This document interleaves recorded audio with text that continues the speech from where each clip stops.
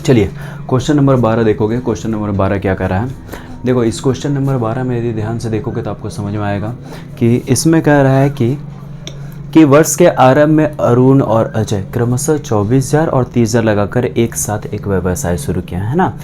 Starting का समय में क्या किया है कि अरुण और आपका अजय ये लोग 24,000 और 30,000 लगाकर एक बिजनेस स्टार्ट किया है ना।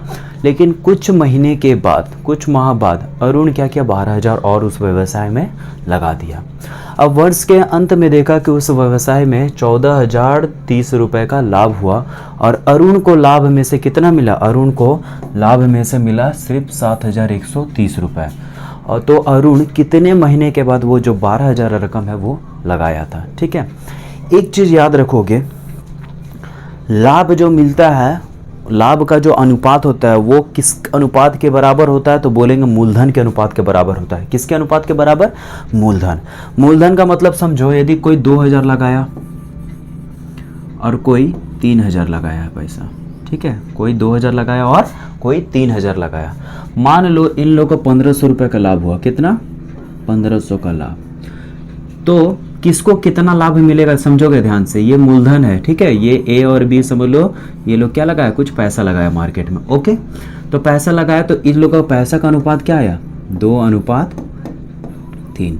ठीक है, और हम बोल दिए कि प्रॉफिट कितना हुआ, 1,500। कितना हुआ प्रॉफिट, 1,500। याद रखें ये 2 और 3 किसका अनुपात आया, मूलधन का।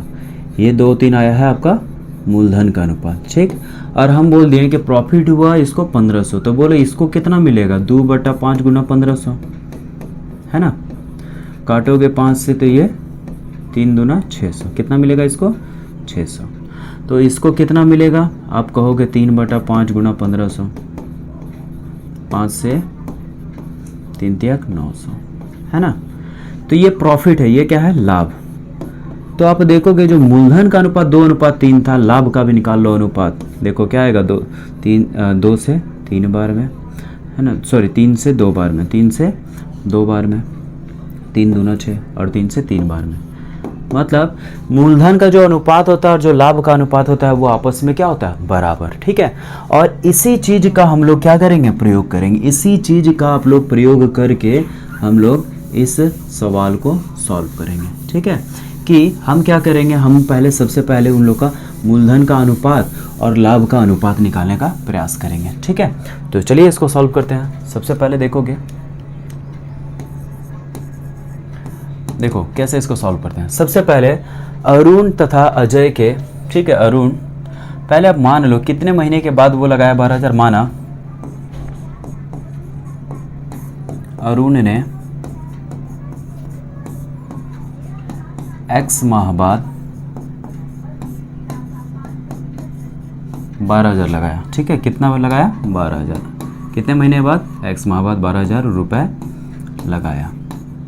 अब बात समझोगे, x महीने के बाद 12,000 लगाया। ठीक है, तो मतलब स्टार्टिंग के x माह तक उसका 24,000 था, अब 12 में घटा देंगे x माह तो वो हो जाएगा 24 और 12 36,000 रुपये वो था। ठीक है, अब हम देखो क्या करेंगे, अरुण और अजय के मूलधन का अनुपात निकालेंगे। किसका, अरुण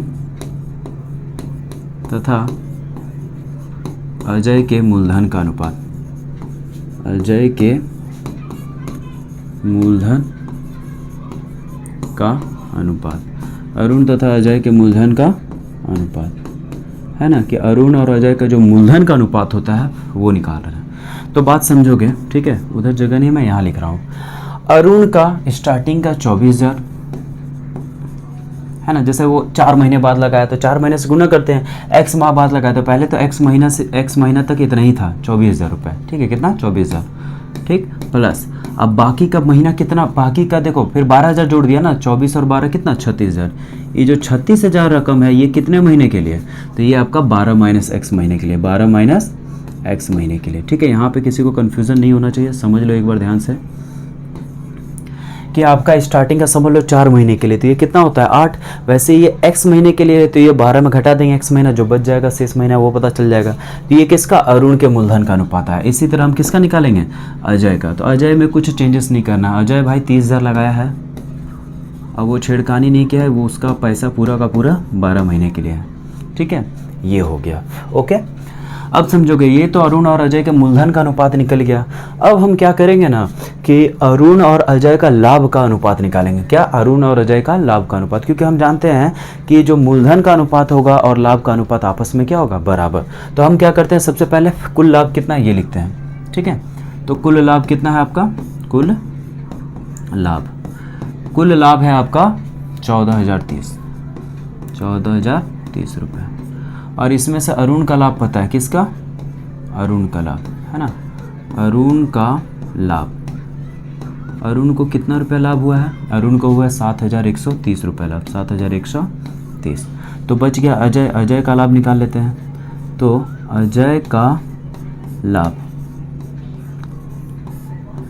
अजय का लाभ निकालोगे, अजय का लाभ कितना हो जाएगा? 7,7,14, मतलब 7,000 में से ये 100 घट जाएगा, कितना? 6,900। इससे इसको घटाओगे कितना आएगा? 6,900 है ना। देखो आप इससे एक छोड़ दो, एक छोड़ोगे, एक 100 यदि हटा के 0 यदि घटाते हो, कितना? 0 है ना। यदि 0 घटाओगे 7,130 है ना, तो समझ लो ये 7,030 से, तो 14,030 में 7,030 घटाते तो 7,000 बचता, बट 100 रुपया ज़्यादा है, 100 रुपये और घटा दिए तो कितना हो गया? 6,900। ये हो गया अरुण का लाभ और अजय का लाभ। ठीक है, अब हम लिखेंगे प्रश्नानुसार, हम क्या जानते हैं कि अब क्या लिखेंगे, समझोगे ध्यान से कि प्रश्नानुसार, कि प्रश्न के अनुसार यदि हम देखें कि इतना, ठीक है, कितना? 24,000 गुना x प्लस 36,000 और इसको गुना कर देंगे क्या? 12 माइनस एक्स से, इतना बटा वो कितना आपका 12 या 36, या अभी रहने दो, अभी लिखते हैं 30,000 गुना 12।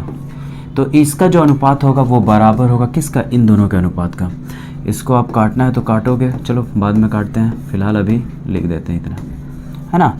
ये और ये आपस में क्या होगा? बराबर होगा। ठीक है, अब हम लोग काटते हैं, ये 0 से 0 कट जाएगा, है ना।